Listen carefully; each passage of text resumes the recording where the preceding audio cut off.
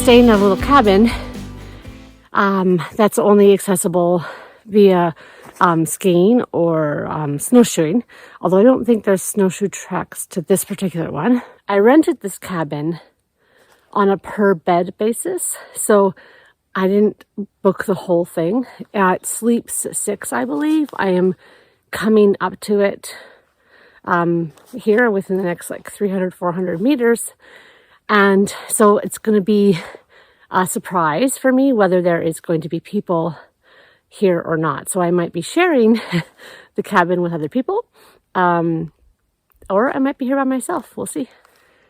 So the question is, did somebody leave the fire going, or is somebody there? Let's find out.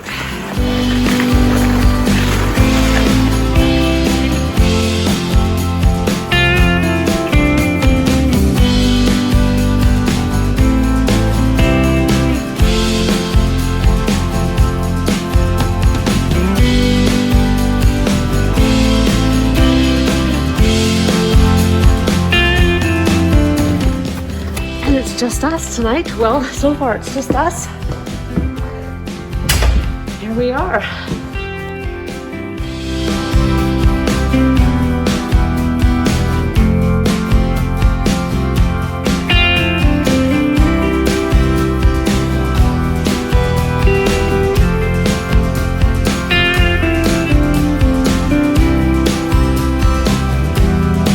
Because there's already a fire that's been lit at the cabin, the first task of making camp is done, which is fire making. Certainly in the winter, that's the first task. So the next task is to make water. So there's lots of snow around here. I'm going to collect the snow, melt it, and get water going. The process of melting snow to make water. Making water sounds funny, but that's kind of the task now, is to get water. Based on my experience at cabins, the area that is closest to the cabin is where people throw out dredges from coffee pots, where they spit when they are brushing their teeth. So I'm not going to be grabbing snow from right by the cabin. I'm going to be walking out into the woods just a little ways. And I have this handy pot that, well, the cup in there is mine. The pot was at the cabin. Even though when you book these places, they say there's no amenities, like bring everything you need. They make that very clear. There's almost always, at least in every place I've stayed at in Quebec, there's a metal pot there.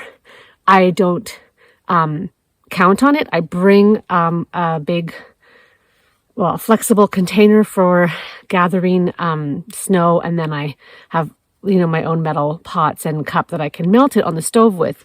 But a big pot like this will be much easier. So I'm going to gather snow and get it melting on the stove, because that's the task 2 in making camp. The trick is, as soon as you step off the packed path here, which I'm trying to go into the woods a little bit there to get snow. As soon as you step off, you're post holing. You're up deep in snow. I don't have to go too far though in here to get some decent snow.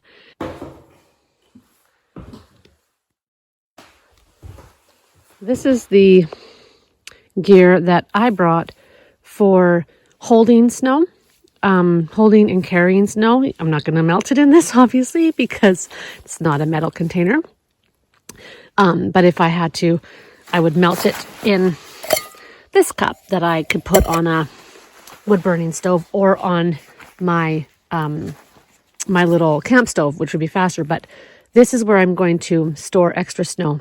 So that little kitchen sink bag, it pops out to this. And to give you a sense of size, that's like my mug next to it. And I'm going to fill it up with snow. This is a mystery I need to solve. Well, first of all, I filled up with snow. But when you freshly dig, you don't see any snow fleas. So this is where I just got my snow from. But then the snow that I got that is melting on the wood stove right now, this hole is full of these little fleas.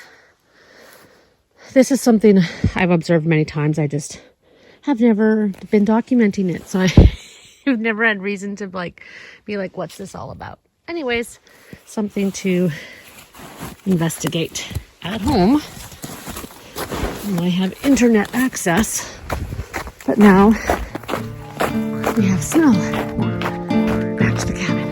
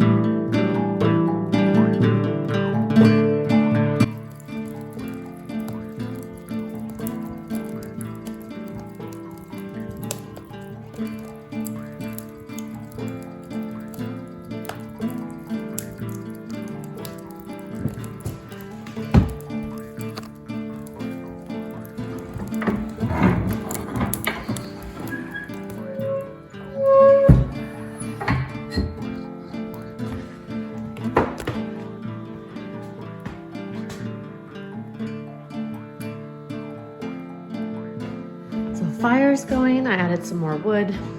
The wood pile is in the corner there with a bunch of paper also. And then, you know, there's some odds and sods that were in the cabin. There's a container down there with some tin foil and matches and cleaning supplies. So that just will stay over there because I don't need really to use any of that.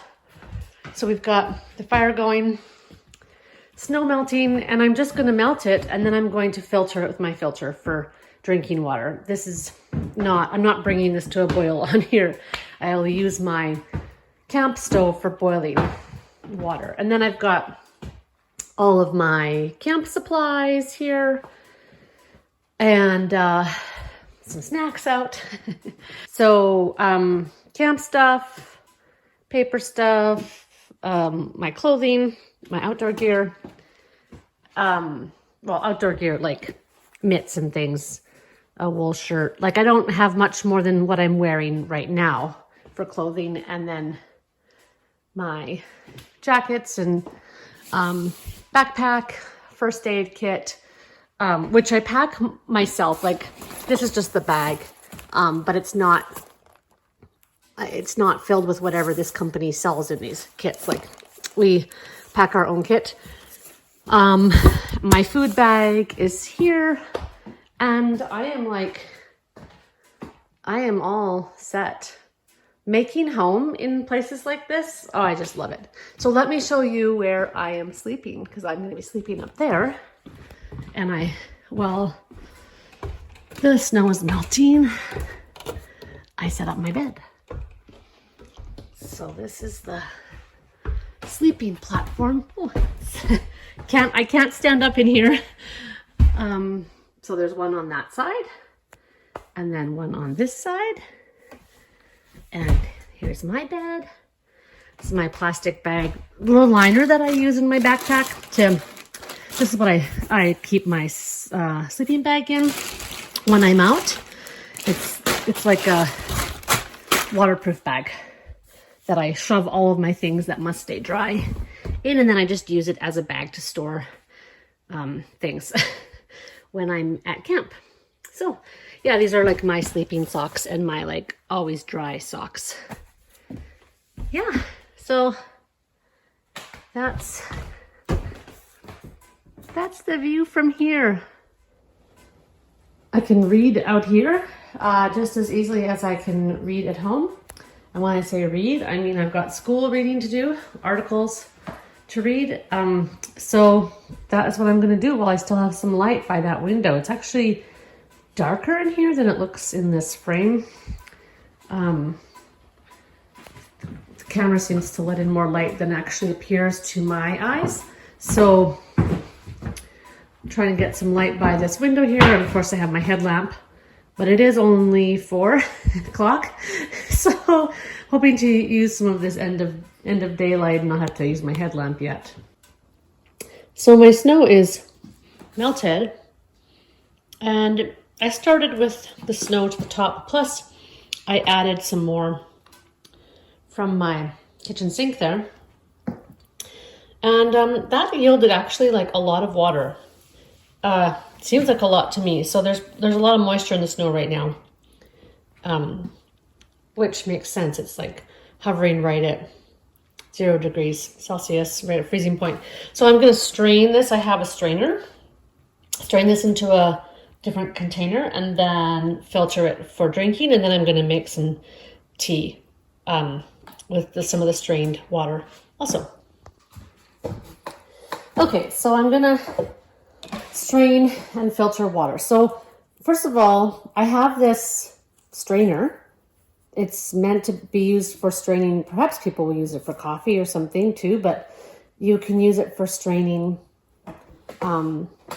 unfiltered water. Or maybe, yeah, no, you'd strain it, then you'd filter. So you can use it for straining unfiltered water. And so what I've done is filled this with water from the melted snow. I'm going to pour this in here.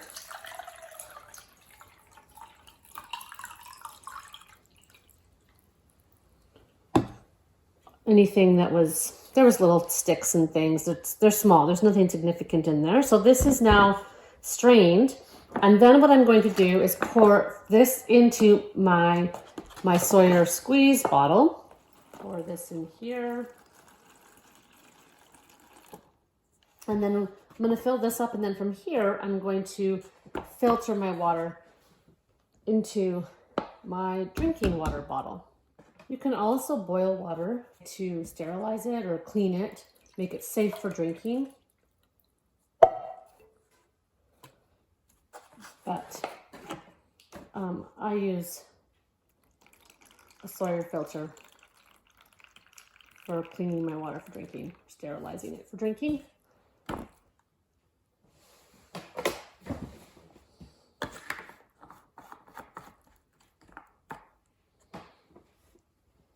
Okay.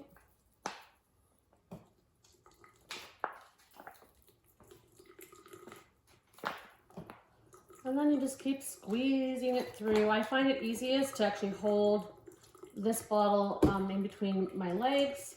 So I'm going to do that, but this is just to show you how it works. It's almost 5 o'clock in the afternoon. So I'm going to be making supper. Well, actually, I want to have tea first. now that the snow is melted, I'm going to make some tea. And then I'm going to make supper, and it keeps getting darker outside, obviously. And so I've decided to get kindling ready for tomorrow morning now, because the fire will no doubt go out during the night. I don't need to keep it going all night because it's pretty warm in there and it's not a cold night. So I won't need to keep the fire going all night. So it will probably, I'm almost certain, go out. And if I stoke it too much before I go to bed, it gets so hot in these places. So I anticipate the fire will go out, which means I'll be starting the fire from scratch in the morning, which means I'll need kindling. So I'm going to do that now.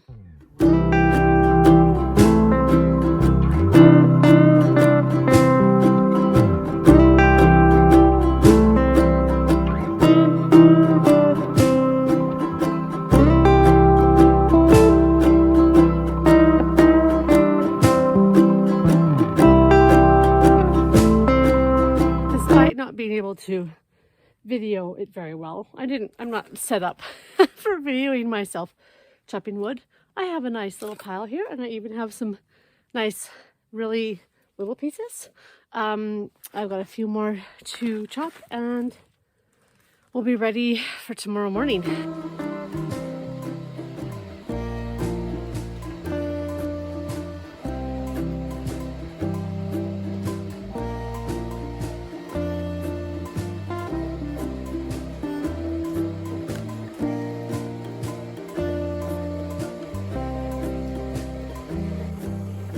I'm making supper now. I'm having mashed potatoes, which are like these the kind you buy at the grocery store. These are dehydrated. I've got some sausage I'm gonna put in there. I'll add milk powder, which is whole milk powder, and I have some cheese. Oh, and I have some seasonings too.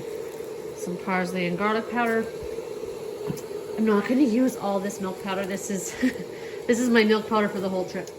And there it is, all stirred up. I didn't use the whole packet of flaked dried potatoes. I just used what I needed and what I could fit in here. I know like what a size of a meal is for me, which is this. Here's my view. Fire and, well, the messy table. And I'm going to listen to a story while I eat.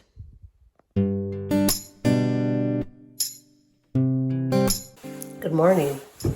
The fire didn't burn all the way down last night. There's still some coals at the bottom. I'll be able to use those in lighting this fire. It'll be very easy.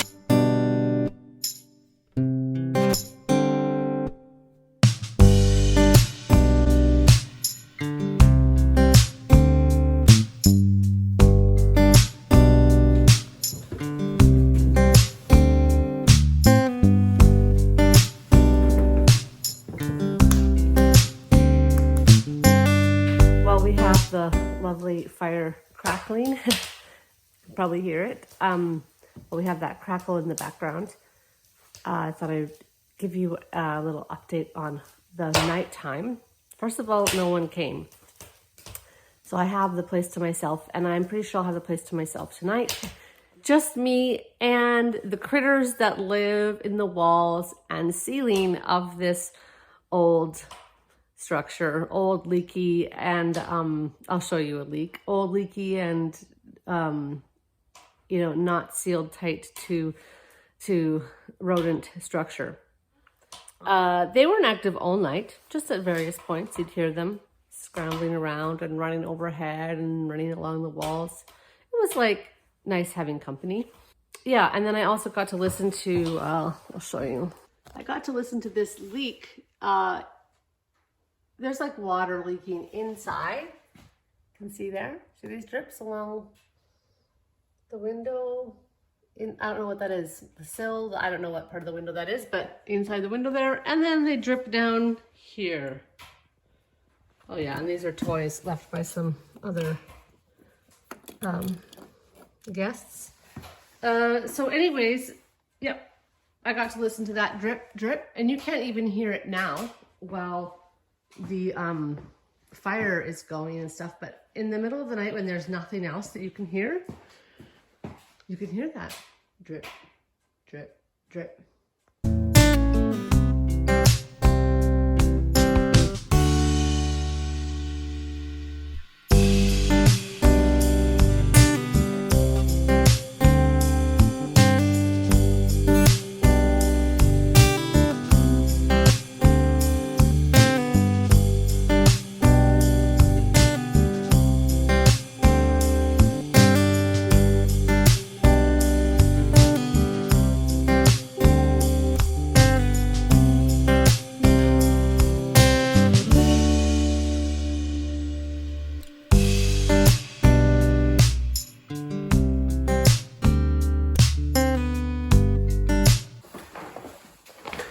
So I didn't bring my coffee grinder and my little titanium French press because I had to carry all my stuff in on my back, and it just adds extra weight.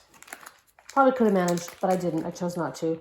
I'm just doing little Starbucks via Instants. They're very good instant coffee. I like good coffee, so I'm kind of picky about that.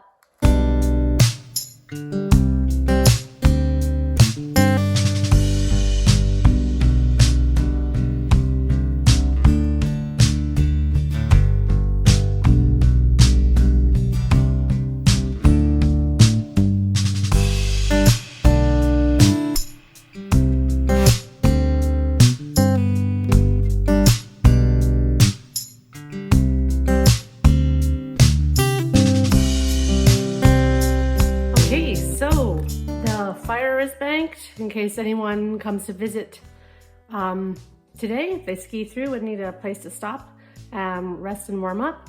I cleaned out all my stuff from the downstairs here so that if anyone stops by, you know, my stuff won't be littering the space. Put it up with my bed, and I've got my day pack ready, and gonna visit the outhouse one more time, and then I'm gonna go skiing. You can see this cabin is having some serious ice and water damage problems, which is why it's leaking inside and dripping.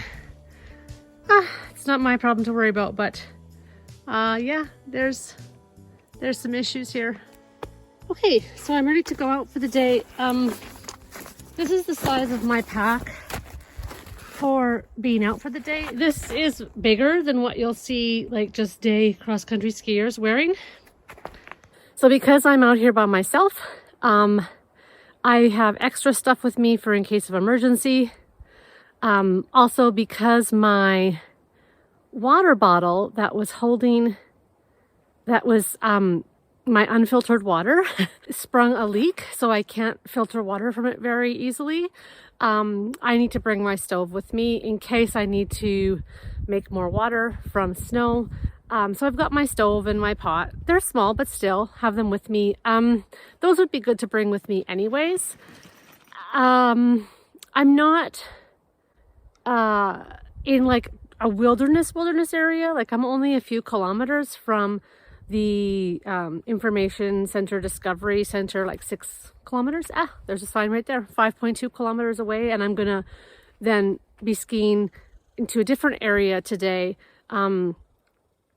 that is, you know, about maybe the same distance away from that. So it's not like I'm not out in the wilderness, but it's good to have what I need with me in case of an emergency, and I am by myself. And so I want to make sure I've got everything that I need. Yeah, so it's time to head out. It's a beautiful day. It's about 0 degrees Celsius. The snow is above zero like this. It's now not so icy. So that's good. So I think it'll be a good ski.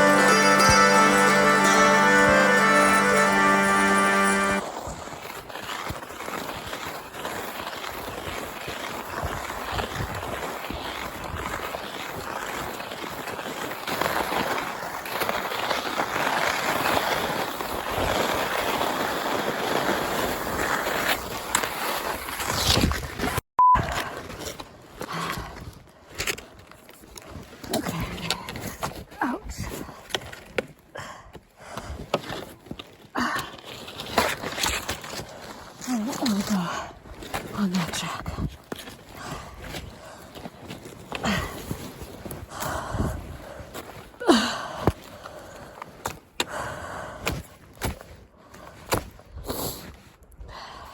So we're on the climb now to one of today's destinations, which is La Hutte or La Hutte. I'm not sure if it's masculine or feminine. The names of these particular cabins leave a little to be desired. I'm staying at Le Camp and I'm going to La Hutte. Yeah, so let's climb this little mountain here and see where it takes us. Got new boots before this trip, which are a great improvement on my old boots, which were too big. And I'm starting to get some hot spots on my feet in areas that I never did in my old boots. I thought I might be able to wait till I get to the cabin to deal with those, but I'm not going to risk it because they're really starting to bother me, so I'm going to deal with them now.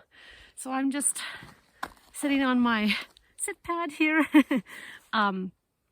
Just going to attend to these hot spots before they become blisters. You can see there, it's looking red. This is where I used to get blisters in my old boots. But this I would like to stop from becoming a blister. Dr. Chores blister cushion. So I think I got it on there well. My skin was dry. I have tincture of benzoin if I need to use that to get a good adhesive seal to like moleskin and bandages you put on your skin, but I don't think I needed to use it. So the one done, and do the next.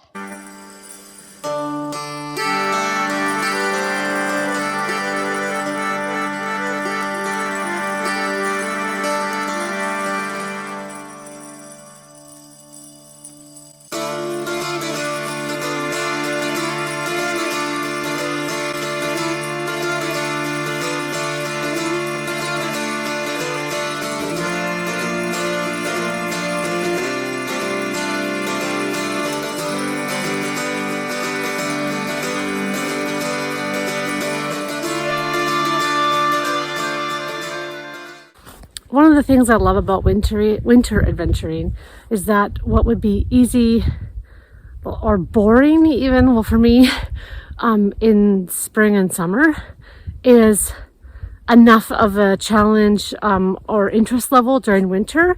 Like what I'm on right now is, I think it's like a track of some kind. It might even be a little road or just a really wide hiking trail, not very steep in the summer. And to be hiking this in the summer, it would be really easy and boring. But in the winter, with the snow and you have to do it on skis, it's more challenging. It's not as easy. And it just makes, it changes the terrain in a way that adds complexity and interest to it that you wouldn't have, at least I wouldn't experience in the summer. So that's a great thing about winter adventuring.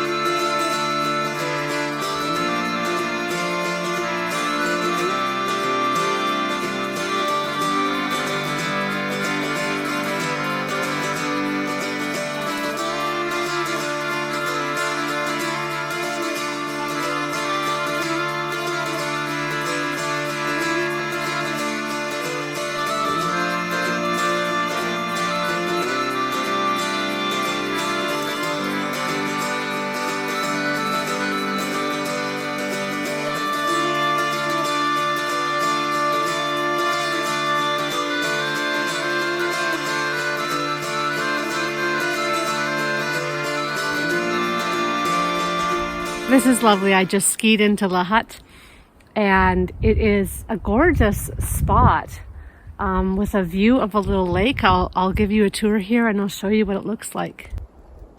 Here's the woodshed. There's the lake and there's a deck on this cabin. And then here's the cabin. Let's go in and have some lunch.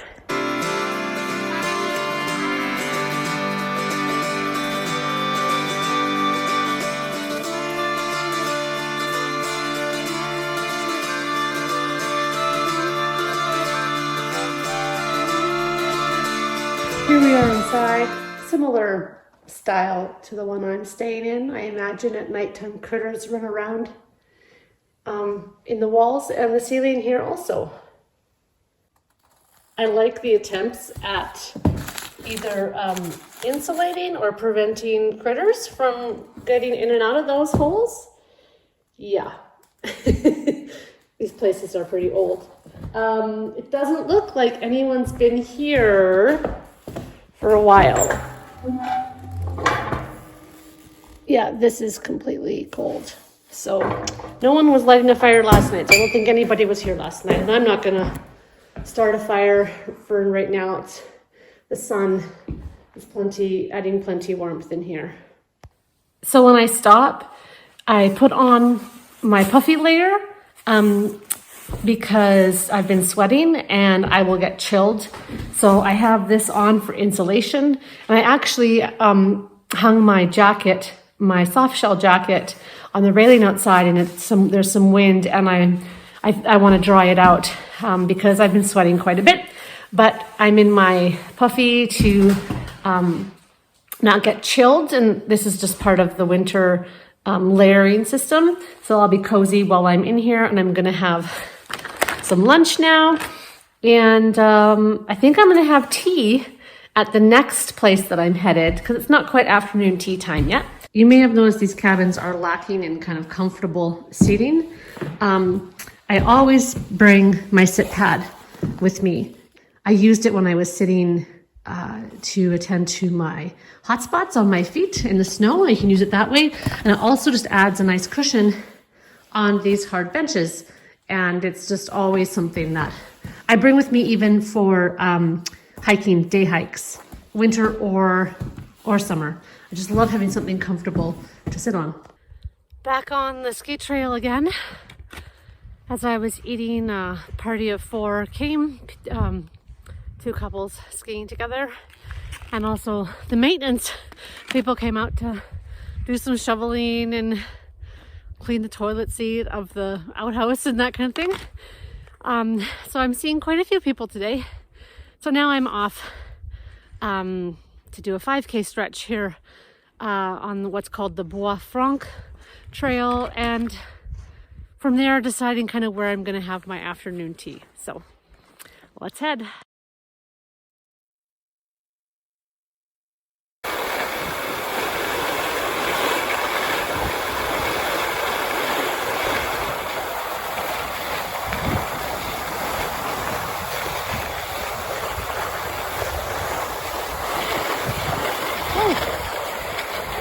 This is a fun little downhill.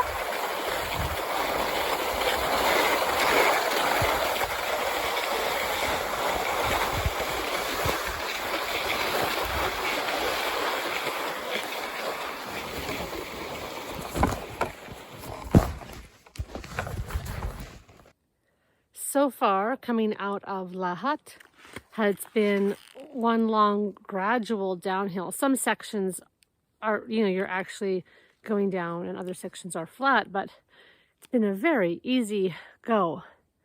So this isn't so far a very easy section. We'll see if I do any climbing. I'm not sure. I've never taken this trail before. You can see the grade there, the slope. Very nice. So far, what I've seen of the blue out here, I feel fairly confident that I could handle black. Yeah, I'm actually sure I could, based on what the blue has been like. However, like with a full pack on my back, that would be harder. I just have my day pack. Today, a full pack would be more difficult. A couple of years ago, when I was out skiing by myself on a ski trip to a different cabin, similar to what I'm doing here, I had a full backpack on. It was my going to the first night.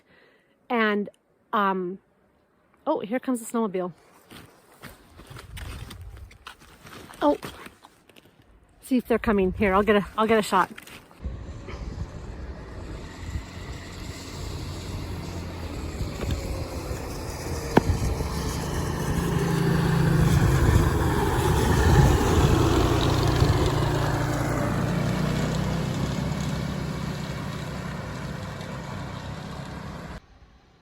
As I was saying, I had a, whoa, oh my gosh, I'm almost falling. That's ridiculous. Okay, as I was saying, I was out by myself. I had a full backpack on, and I was on a blue trail, and it was going down, and it was fairly icy that day. It was colder temperatures than I have today, and I fell with the pack on my back, and I fell forward, and I really hurt myself. I mean, I was fine. I kept skiing for the remainder of the trip, but I had my camera here. I had a bigger camera then, and the impact, like, it bruised. I bruised myself here. I had to do physio. I didn't break anything, but I had to do physio, and yeah, in the months following. That experience has made me more cautious on, rightfully so. You learn these things sometimes the hard way, more cautious on steeper and more difficult trails, especially when I'm wearing a full backpack.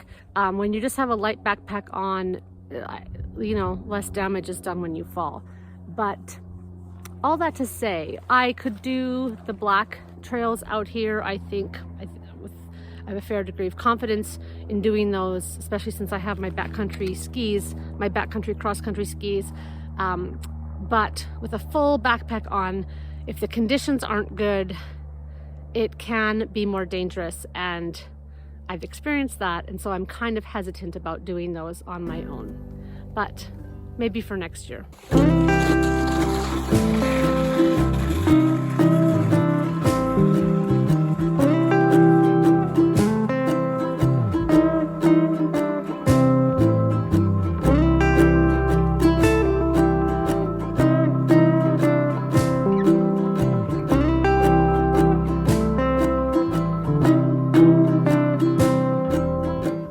I just came from that trail there, and now I have to make a decision.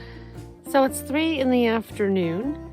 I'm about 3 kilometers from my cabin, which ends my day a little bit sooner than I wanted, but I'm at a junction here, and my homing instinct is very strong because if I don't head to the cabin, I basically have to head the opposite way and add, if I want to like get anywhere going that way, like to see anything, it's kind of like either you get home like at, you know, 3:45 and have tea. So I have this like really strong need for some tea. You either get home 3:45 or you're not getting home till like 5:30, and the homing instinct is strong. I think I'm gonna head back, but I can add just a little bit of extra skiing. I just don't want to like cut my day too short, but I do want to, my body's getting tired and my hot spots are feeling warm again, and I kind of am like, oh, I'm ready to have a rest. And it's kind of like there's not really a place to have a good rest except for at the cabin or at these other places which are too far for where I want to be this afternoon, and then how long it'll take me to get back to the cabin from them. So we'll do a little bit more skiing, and then we're going to turn back and head home. More fleas. I had just put my poles in this section. It's like if you make a hole or you disturb the snow, they just congregate there. Like, what is up with these? Where do they come from? What are they all about?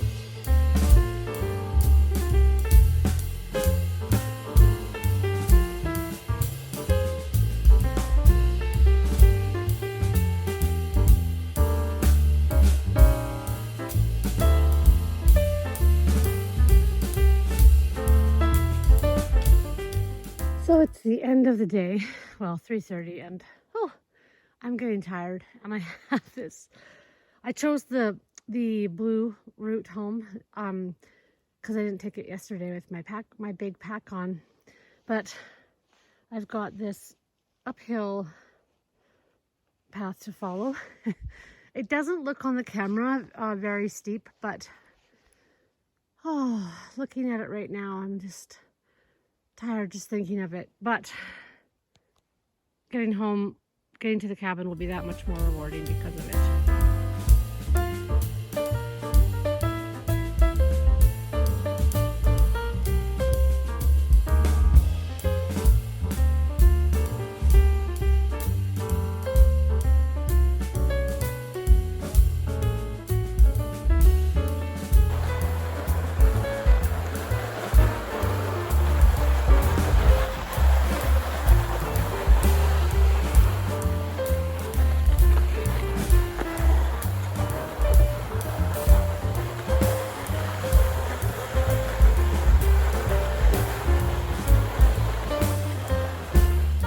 That's a really pretty rock face.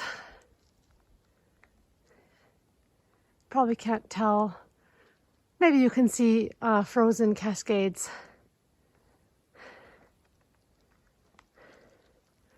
There's the trail. This is a really pretty section. Headed that way. It's the last stretch of the day. It's been a lovely ski today, and it's great timing to be finishing the day.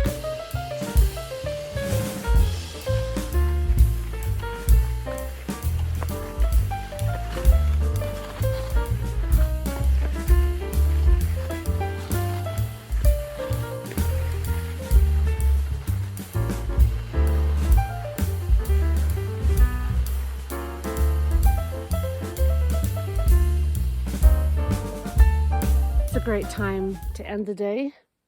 Just coming up to 4:15 and I am ready for something hot to drink. It's good to be back. And we're back. Oh, and look at this. Somebody has the fire going again. I didn't smell it when I came in today. I couldn't smell the wood smoke, but it is, oh, that fire is lovely. So definitely people have been here during the day, and now I'm back for the evening.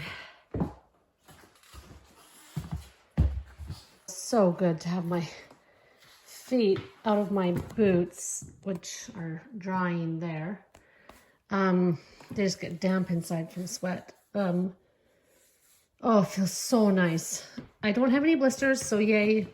My blister cushions helped. So last night's leaking has been going on all day. This is really damaging. I am glad this is not my responsibility. And then it's on the floor now too. Gonna be hearing drips again all night. It's time for afternoon decaf coffee, approaching supper time by the time I'm having it. Because there is nowhere in this cabin with a seat with a back, just benches, I am sitting on the floor on my sit pad with my puffy jacket behind me, so I have something to lean against, because that's the thing with the seating in these places. You know, picnic benches, they don't offer a lot of back support. And oh, I'm so tired after today's ski. I could sit up, you know, on a mattress with leaning against a wall, but I'll be in bed for quite a few hours tonight as it is, so I kind of want to be on the main floor for now and enjoy my decaf coffee and just sitting and relaxing after kilometers of skiing today. So here's my melted snow. This was the pot from last night, and then I just added more snow to it, and you can see collections of little things. You know, there's twigs and sticks, but all those, there's a bunch of little black things at the bottom, and those might be those fleas. I don't know. I'm sure some of them are in here. This is the unfiltered. This is the filtered. There is still specks in here. Nothing that's as big as the fleas, but there's definitely little things. Okay, so it's time to make supper for night 2. I'm doing pasta. I'm gonna add some Boursin cheese, which I have left from my lunch. I'll have sausage on the side. So the stove that I brought with me is a simple, like, fast boil stove. It doesn't do simmers. It's for boiling water. This pasta requires you to be able to turn down the temperature on the water, like, to cook the pasta. I can't do that in this pot, so I'm just gonna have to improvise. I'm going to soak and let this sit for a long time. I can also perhaps put it in a metal, I've got this metal cup here. This is what I eat out of. I could put this maybe on top of the wood stove. We're just going to experiment, see what I can do. My boots are really damp from sweat. So I'm trying to dry them. This is a thing I don't know how to deal with so well. Like, what do you do with damp boots? Oh, something just came to mind. I could stuff them with newspaper. I've seen that done. I think I'll do that and then put them in front of the fire like this. Whoops. Sorry for the shadow. That is what I'm going to do. So I came to stir my pasta. Oh, brother. What is that little black thing in there? Right there. I don't know. And it's bubbling. So it is hot enough here to get, I guess that's a boil. So yay. This is working. Probably because it's also by the stovepipe or the chimney. I'm not sure what the technical name for that is. So I'm gonna give it a stir and it'll be done soon. Okay, pasta is cooked enough. It's kind of like cooked reconstituted. And then I threw in 2 little cheese patties, foil wrapped cheese. And this just makes it, well, just richer. I ate my sausage while I was waiting for this to cook. And this is the size of container I like to eat when I'm out. This is a good supper size. So I just cooked to this size for one person. And that's a habit that was started on the Appalachian Trail. Not cooking for one person, but my husband would cook for the 5 of us, and the portions would be like for these size of mugs. So that's just kind of what I'm used to. There we go. And it's ready to eat. And I have this cozy here to keep it warm. It's going to be yummy.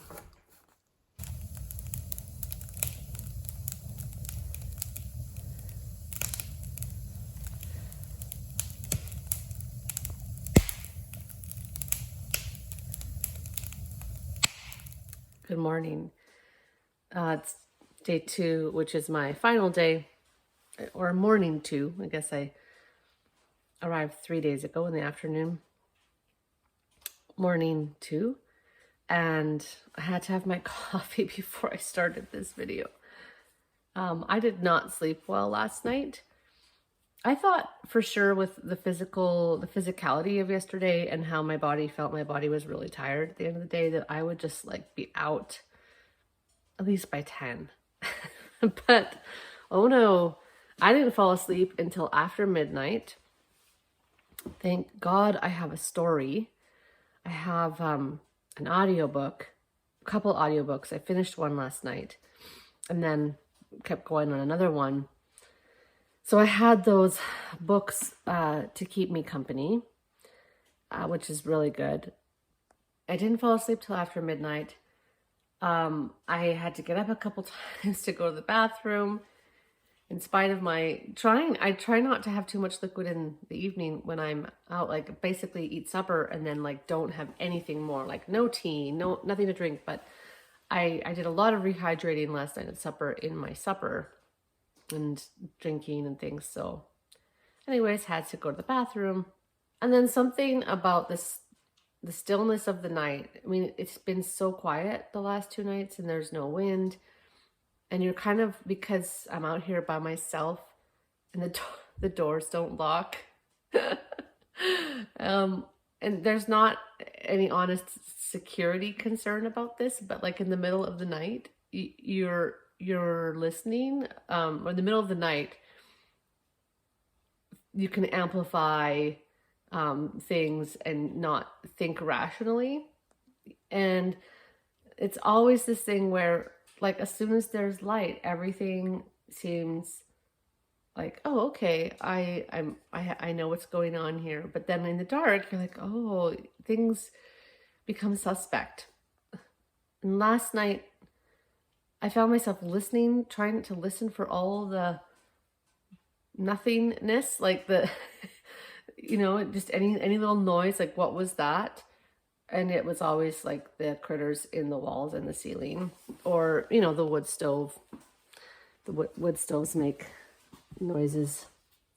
metal makes noises in the heating and cooling. And of course, sorry, the hand, there was the constant drip of the inside leak.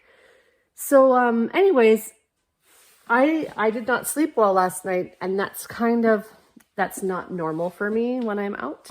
I usually sleep pretty good. I might not sleep my best sleeps, but certainly not like last night. Yeah, so it was one of those nights where I was waiting for the morning.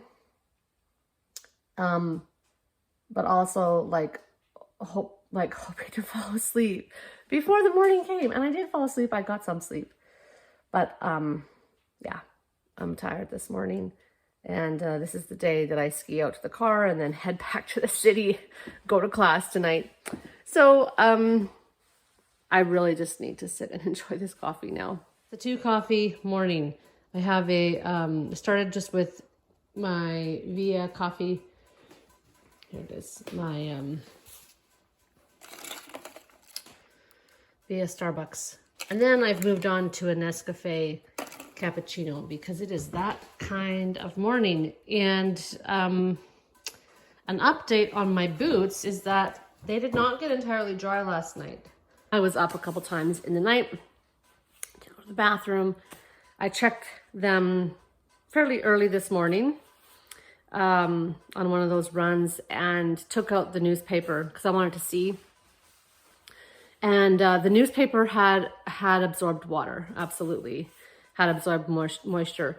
It wasn't like completely damp, but I could feel moisture in the newspaper. But the boots themselves weren't entirely dry. I have fresh newspaper in them now. I still don't think they're going to be entirely dry when I set out this morning. Just fine for just the few kilometers that I have to go to get back to the car. But for a days long, like a multiple day trek or trip, might get problematic. I'm not sure what people do about that. You know, as long as your feet are warm, that's really all that matters. Like if they're a bit damp from sweat, that's not a big deal, except when you have chafing or something like that and you develop blisters. So anyways, that's the status of the boots. Going to have some breakfast soon. I'm actually not cooking it, but heating it up a little bit on the stove here, on the wood burning stove. Usually I just add hot water to an instant oatmeal packet. Plus there's nuts in here. I cut up some almonds. But I kind of, because of my success last night with the pasta, thought I would just heat it up a little bit more on the stove just to cook the oats a little bit more. When I'm out, like when we're backpacking and doing backcountry stuff, we don't do a lot of like cooking. We do a lot of reconstituting, like adding water, letting it sit, and then it adding boiled water, letting it sit, and then it's reconstituted enough to eat, and it's still hot. You know, it doesn't lose its heat in that time. But because I have the wood burning stove here, experimenting a little bit more with some simmering. Well, I'm ready to go. Still have to do up my boots, but my backpack is ready, and I don't think I compressed my sleeping bag very well because it seems bulkier than when I came out, and I've eaten half my food. I still have food left. I tend to pack a lot of food. So I'm not sure what I did wrong here, but it's pretty bulky for one person. The last thing to do here is to fill the wood. Well, it's not a box. The wood area, the wood crate. So I'm gonna fill that, and then I am going to head.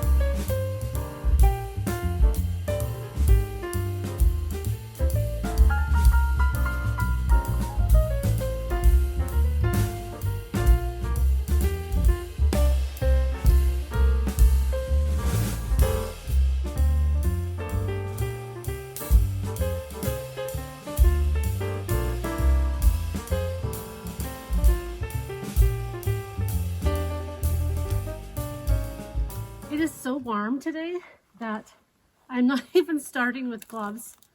I'm gonna have to unzip my jacket. I just have one base layer underneath. Probably I could have worn just a t-shirt base layer.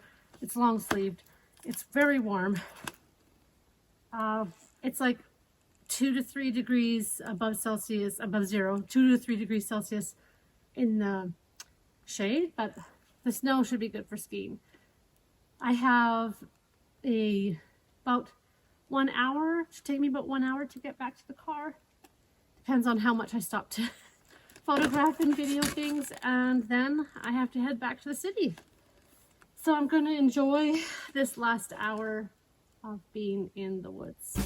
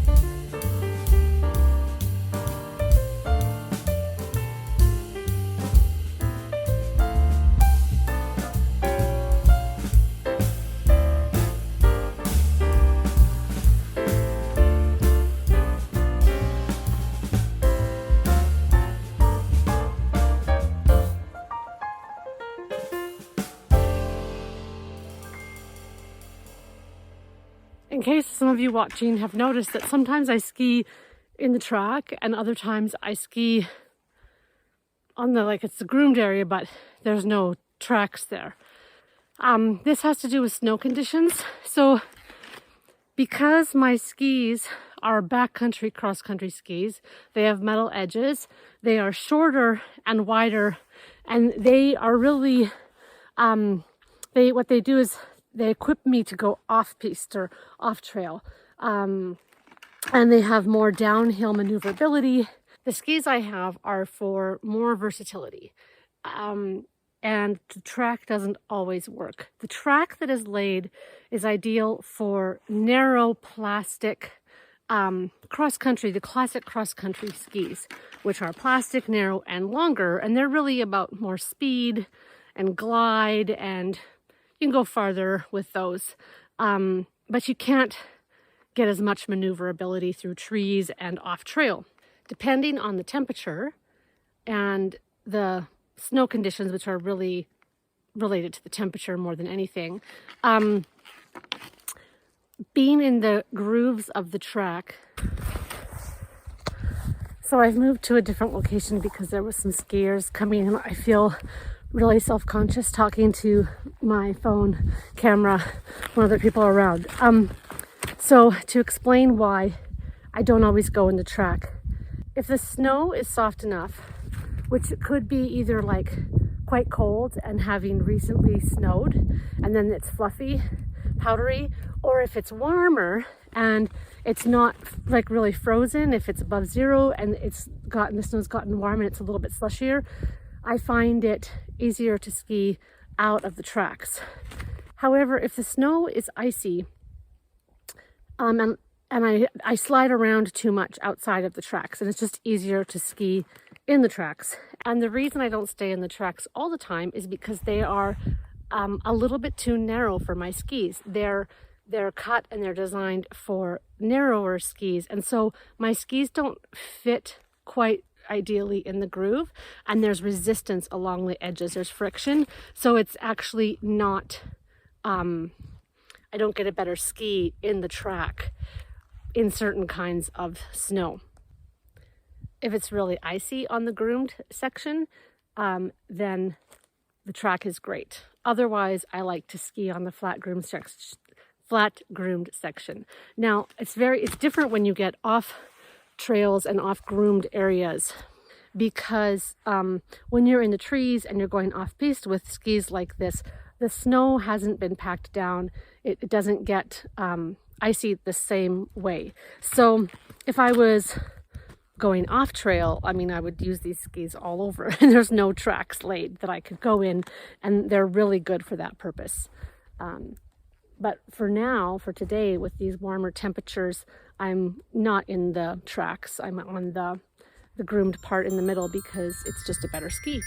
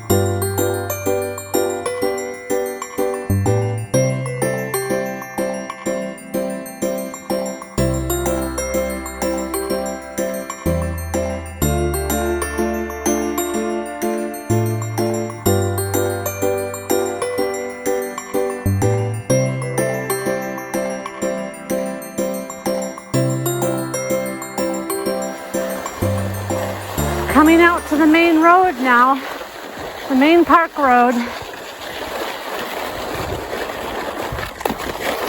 We've been going downhill. We've been going downhill almost the whole way. It's been a nice, easy ski out. And this is the exit to our right.